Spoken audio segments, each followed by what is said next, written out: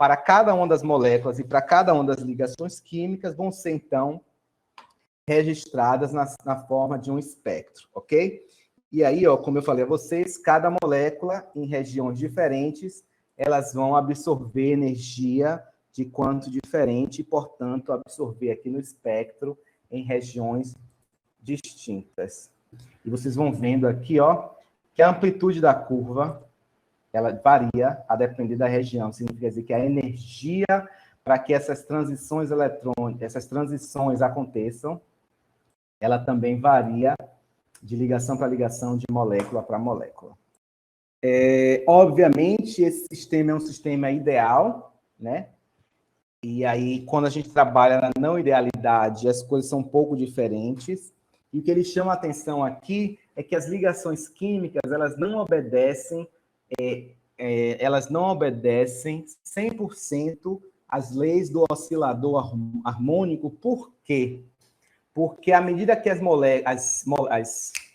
os núcleos se afastam, essa energia ela vai aumentando até um certo ponto, porque as atrações vão diminuindo, mas chega um momento que esses núcleos eles estão tão distantes que eles não sentem mais a presença um do outro. Ou seja, que momento é esse? É o momento onde a ligação química ela é rompida. Então, distanciou de uma maneira tal que a ligação é rompida e a energia potencial do sistema, ó, ela acaba ficando aqui, mas essa linha reta que significa dizer justamente que um núcleo não está mais sentindo a presença do outro, né? Então, significa dizer que existe uma limitação intrínseca da ligação química que não permite que essa amplitude ela seja tão grande, caso contrário, a ligação química ela seria rompida.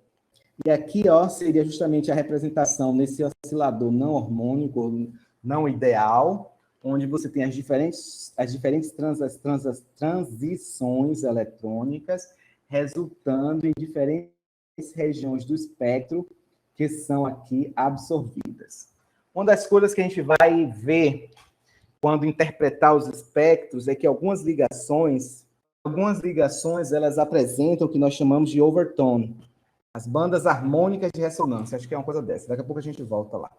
Mas essas regiões de overtone, que é justamente a mesma ligação, ela absorve as bandas harmônicas de ressonância. A gente vai ver isso quando a gente falar especialmente do sistema aromático, que as bandas harmônicas de ressonância elas nos permitem dizer o padrão de substituição do anel aromático. Isso é bastante interessante também.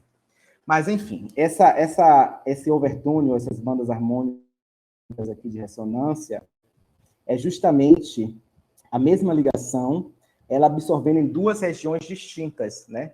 São duas regiões, e aí elas estão conectadas entre si da seguinte maneira, uma é o dobro da outra. Então, quando a gente vai ver aqui, ó, a energia do sistema, você vai observar geralmente que uma absorção acontece em uma região e na outra 2 vezes mais, por conta justamente das diferentes transições que podem acontecer na mesma ligação. Então, eu tinha mostrado isso aqui atrás.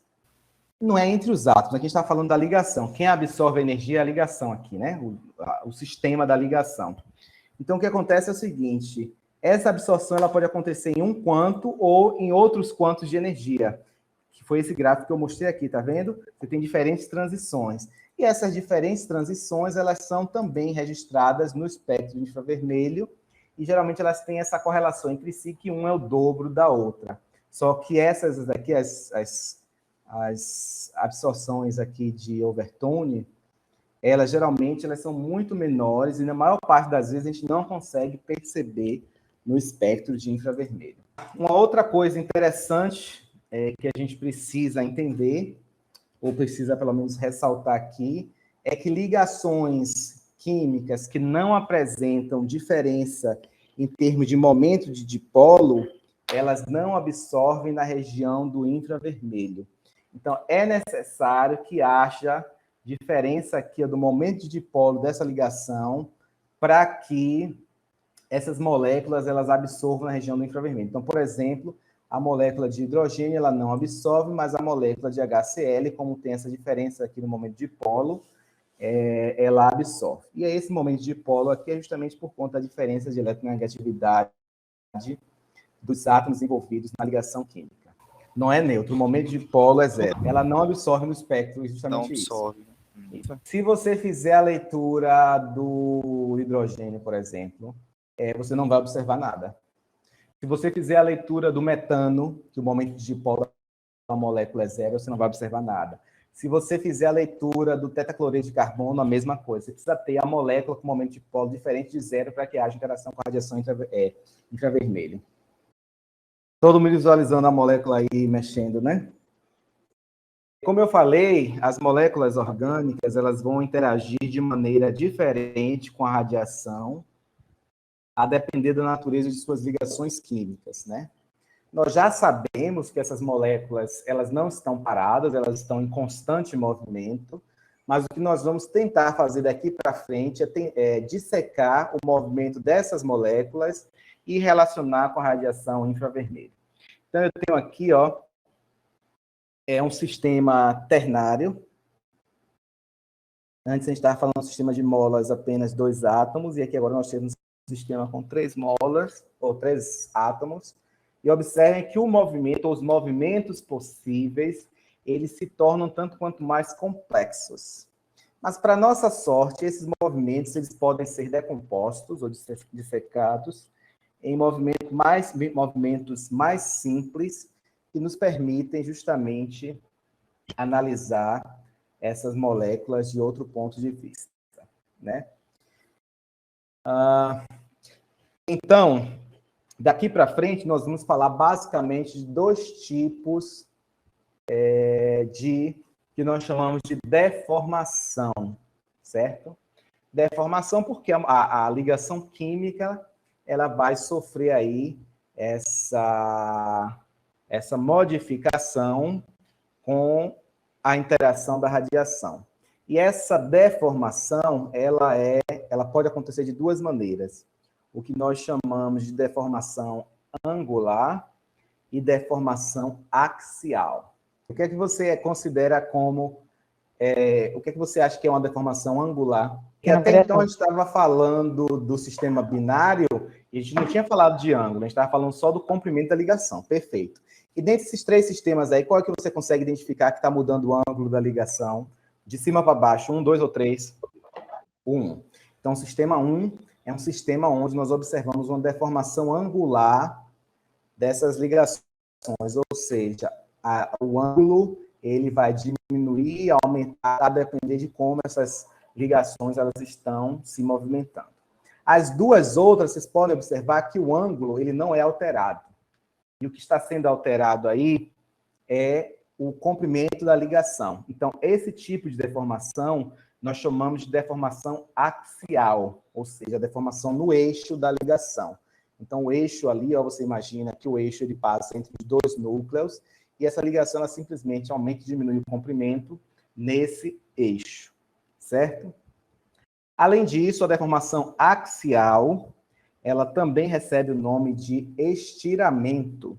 Então, ora nós vamos falar estiramento, ora nós vamos falar deformação axial, mas nós estamos nos referindo ao mesmo movimento. E o outro movimento é justamente a deformação angular, que só recebe esse nome mesmo. As 2 deformações axiais de baixo aí, elas têm em comum que a ligação ela tem o seu tamanho aumentado, diminuído no eixo da ligação, mas elas apresentam uma diferença. É como se você tivesse as 2 ligações aumentando e diminuindo de tamanho ao mesmo tempo no modelo 2, enquanto que no modelo 3, uma ligação aumenta, a outra diminui e vice-versa. Perceberam isso aí, todo mundo? Então, nós dizemos que o segundo modelo é uma deformação axial simétrica. Então, as 2 ligações, ou elas aumentam ou diminuem simultaneamente. E o modelo 3, nós chamamos de deformação axial assimétrica. Significa dizer que, ora, uma ligação aumenta, a outra diminui e vice-versa. Compreendido? Obviamente, como esperado, cada uma desses 3 modelos, essas 3 interações, elas vão absorver em regiões distintas do espectro, certo?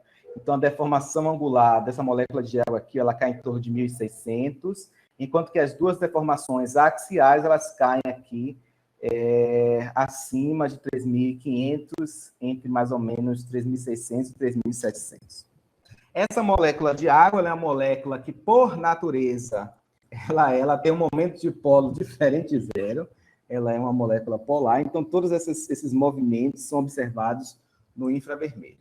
Nós temos aqui agora a molécula de CO2, né?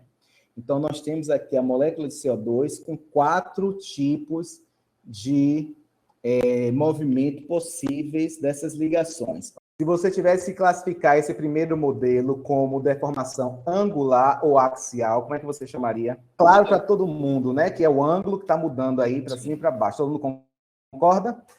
Então, as duas primeiras são deformações angulares e as duas últimas, consequentemente, são deformações axiais. Qual das duas é uma deformação axial simétrica e assimétrica? E aí, o que acontece? Eu falei a vocês que para ter absorção no infravermelho, era necessário que tivesse diferença de momento de polo, não é isso? Se vocês observarem, na molécula de CO2, ela é estática, ela é parada, os vetores, eles se anulam, né? Então, se você imaginar ela parada, os vetores se anulam porque para um lado e para o outro, eles vão ter o mesmo módulo e, portanto, sentidos contrários, o momento de polo dela seria zero. Concordam comigo? Se a molécula de CO2, você imagina ela estática, você tem o átomo de oxigênio mais eletronegativo, então você tem aquela setinha que a gente desenha saindo do carbono para o oxigênio, então elétrons estão sendo puxados para o oxigênio, mas está sendo puxado para o lado direito e para o lado esquerdo. Se você pensar na molécula parada, a seta para a esquerda é igual à direita, ela se anula, o momento de polo seria zero. Mas nós sabemos que a molécula não está parada, ela tem diferentes movimentos. Vocês concordam comigo que tanto no primeiro quanto no segundo, a deformação do ângulo da ligação faz com que os dois vetores não se anulem porque eles não vão ser mais colineares? Todo mundo consegue entender esse raciocínio? Porque na molécula estática, eles se anulam porque eles são colineares de sentidos opostos, beleza?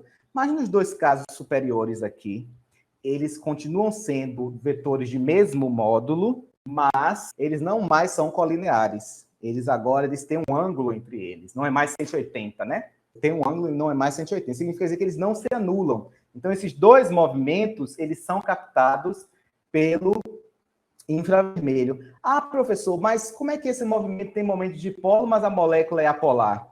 Porque vocês estão pensando na soma total de todas as posições possíveis. Então, se você pudesse parar a molécula em todas essas posições de deformação angular e fizesse a soma de todos os vetores, ele seria igual a zero. Só que, pontualmente, quando a molécula está interagindo, ela consegue, em momentos específicos, absorver essa energia, porque ela se encontra em momentos diferentes ali, a posição no espaço, esses três átomos, ok? O terceiro, eu acho que é mais simples de entender o porquê essa deformação axial ela não aparece no espectro.